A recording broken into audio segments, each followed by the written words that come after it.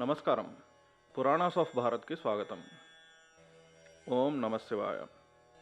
శ్రీ శివమహాపురాణము విద్యేశ్వర సంహిత 9వ అధ్యాయం. బ్రహ్మకు విష్ణువునకు తన నిష్కల సకల స్వరూపములను పరిచయము చేయుట, మహేశ్వరుడు లింగపూజా మహత్యమును తెలుపుట. నందికేశ్వరుడు ఇట్లు పలికెను. బ్రహ్మ విష్ణువు ఇరువురును భగవంతుడగు శంకరునకు చేతులు జోడించి ప్రణమిల్లిరి. ఆ స్వామికి ఇరువైపులా నిశ్శబ్దముగా నిలిచిరి. తరువాత వారు అచట సాక్షాత్తు ప్రకటితుడైన పూజనీయుడగు మహాదేవునకు ఒక ఉత్తమ ఆసనమును అమర్చి పవిత్రమైన పురుష వస్తువులతో ఆ స్వామిని పూజించిరి. చాలా కాలము వరకు వికృత భావము పొందనటువంటి సుస్థిరముగా నుండు వస్తువులను పురుష వస్తువులందురు. కొంతకాలము మాత్రమే నిలిచి క్షణభంగురమైన వస్తువులను ప్రాకృత వస్తువులు అని చెప్పెదరు. ఈ విధమైన వస్తువుల రెండు రూపములను తెలుసుకొనవలను. భగవంతుడగు శివుని ఏ పురుష వస్తువులతో వారు పూజించిరో ఆ విషయము చెప్పబడినది. హారములు, మూపురములు, కేయూరములు, కిరీటము, మణులతో శోభాయమానమైన కుండలములు, యజ్ఞోపవీతము, ఉత్తరీయ వస్త్రము, పుష్పమాల, పట్టు వస్త్రము, హారము, ముద్రిక, పుష్పము, తాంబూలము, కర్పూరము, చందనము, సుగంధ ద్రవ్యము, అనులేపనము, ధూపము, దీపము, తెల్లని గొడుగు, వ్యజనము, ధ్వజము, విసనకర్ర ఇంకా ఇతరములైన దివ్య కానుకల ద్వారా పూజించిరి. ఆ వైభవము వాక్కునకు మనస్సునకు అతీతమైనది. అది కేవలము పశుపతికే అంటే పరమాత్మునికే యోగ్యమైనది. వాటిని పశువు అనగా బద్ధజీవి ఎప్పుడూనూ పొందలేడు. వారిరువురును తమ స్వామి అయిన మహేశ్వరుని పూజింతురు.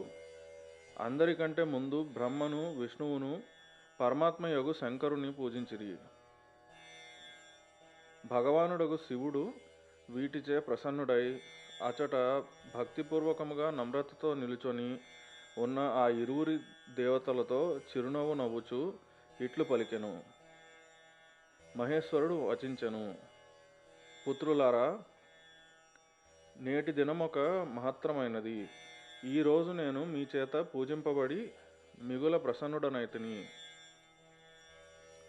ఈ కారణమున ఈ దినము మిగుల పవిత్రమైన గొప్ప మహాత్మ్యమును సంతరించుకున్నది. ఈనాటి తిథి శివరాత్రి అని పేరుతో ప్రశస్తిగాంచి నాకు పరమ ప్రియమైనదగును.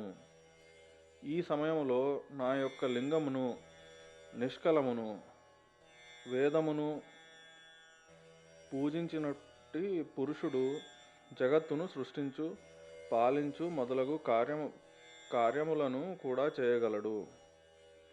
శివరాత్రి రోజు రాత్రింబవళ్ళు నిరాహారుడై జితేంద్రియుడై తన శక్తి కొలది నిశ్చల భావముతో శాస్త్రోక్తముగా నన్ను పూజించడి వానికి కలుగు ఫలము వర్ణించదను వినుడు. నిరంతరము 1 సంవత్సరము నన్ను పూజించిన వానికి కలుగు ఫలమంతయు కేవలము శివరాత్రి నాడు నన్ను పూజించిన వానికి అప్పటికప్పుడే ఆ ఫలము లభించును. పూర్ణచంద్రుడు దయించగా సముద్రము వృద్ధి పొందినట్లు ఈ శివరాత్రి నా ధర్మము వృద్ధి పొందడి దినము. ఈ తిథియందు నన్ను ప్రతిష్ఠించుట మొదలగు మంగళకరములగు ఉత్సవములు జరగవలెను.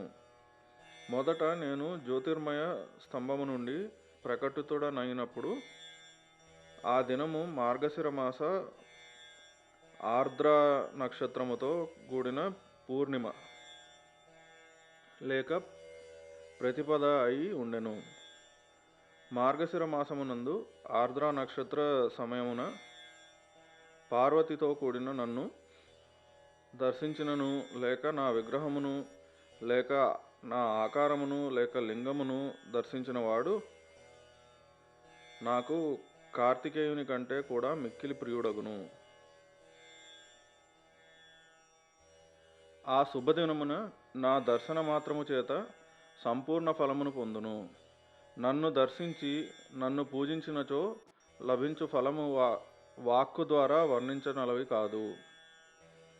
అచట నేను లింగరూపమున ప్రకటితుడనై పెరిగి పెద్దవాడనైతిని కనుక ఆ లింగము కారణముగా ఈ భూతలము లింగస్థానము అను పేరుతో ప్రసిద్ధమైనది. ప్రపంచమునందలి ప్రజలు దీనిని దర్శించి పూజించుటకు అనువుగా ఈ అనాది అనంతమైన జ్యోతిస్తంభము లేక జ్యోతిర్మయ లింగము మిక్కిలి చిన్నదైపోవును. ఈ లింగము అన్ని విధములైన భోగములను సులభముగా సమకూర్చును. భోగానుభవములను మోక్షమును పొందుటకు ఇది ఒకే ఒక సాధనము. దీని దర్శనము, స్పర్శ, ధ్యానము ఈ ప్రాణులను జనన మరణములను బాధల నుండి ముక్తిని కలిగించును. అగ్నిపర్వతము వలె ఇచట ప్రకటితమైన ఈ శివలింగ కారణమున ఈ స్థలము అరుణాచలము అను పేరుతో ప్రసిద్ధి చెందును. ఇచట అనేకములైన గొప్ప గొప్ప తీర్థములు వెలయును.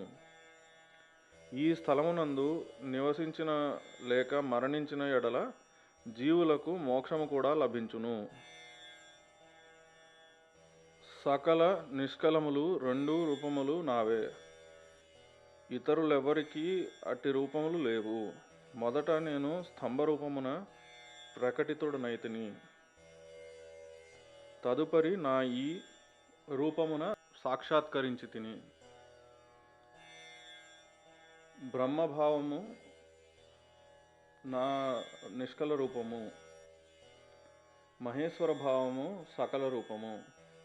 ఈ రెండును నా సిద్ధ రూపములే. నేనే పరబ్రహ్మ పరమాత్మను.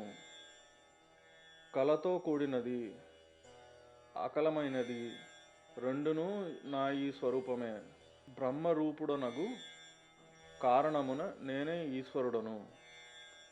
జీవులను అనుగ్రహించుట మొదలగునవి నా కార్యములు. బ్రహ్మ కేశవులారా, నేను అందరి యందును వ్యాప్తుడను, జగత్తును వృద్ధి చేయు వాడను గనుకనే బ్రహ్మ అని పిలువబడుచున్నాను. సమరూపముతో సర్వత్ర స్థితుడనై వ్యాపకుడనై ఉన్నాను కనుక సకలమునకును ఆత్మను. స్వర్గము నుండి అనుగ్రహము వరకు ఆత్మ లేక ఈశ్వరునితో భిన్నమైన జగత్తుకు సంబంధించినవి 5 కార్యములు కలవు. అవి ఎల్లవేళలా నావే, నావి తప్ప ఇతరులెవరివి కావు. నేనే సమస్తమునకు ఈశ్వరుడను. మొదట నా బ్రహ్మరూపమును బోధపరచుటకు నిష్కల లింగముగా ప్రకటితుండనైతిని. తరువాత అజ్ఞాత పరమేశ్వరుని సాక్షాత్కార మనురింపజేయుటకు నేను సాక్షాత్తుగా జగదీశ్వరునిలా సకల రూపమునందు అప్పటికప్పుడు ప్రకటితుడనైతిని. అందువలన నాలోనున్న ఈశత్వమునే నా సకల రూపమని తెలుసుకొనవలెను. నా ఈ నిష్కల స్తంభము నా బ్రహ్మస్వరూపమును బోధపరచునిదిగా ఎరుంగవలెను. ఇది నా యొక్క లింగమే, చిహ్నమే. మీరెరువురు ప్రతిదినము ఇచట ఉండి దీనిని పూజింపుడు. ఇది నా స్వరూపమే, నా స్వామీవ్యమునకు చేర్చు సాధనము. లింగమునకు లింగికి ఎప్పుడూ భేదము లేదు కనుక ఈ లింగమును మహాత్ములైన వారు కూడా పూజింపవలెను. ఉపాసకుడు నాతో సమానత్వమును పొందింపజేయు ఫలము నా లింగమును స్థాపించిన దాని వలన పొందును. ఒకదాని తర్వాత ఒక శివలింగమును స్థాపించినచో నాతో ఏకమగు ఫలము లభించును, అనగా సాయుధ్య మోక్షము లభించును. ప్రధానముగా శివలింగమును స్థాపించవలెను. మూర్తిని స్థాపించుట దానికంటే గౌణకర్మ యగును. సవేర శివలింగము, అనగా ఆకారముతో కూడిన శివలింగము అన్ని వైపుల నుండి లోపించినప్పటికీ కూడా ఆ స్థలము క్షేత్రమని చెప్పబడదు. 9వ అధ్యాయం సమాప్తం.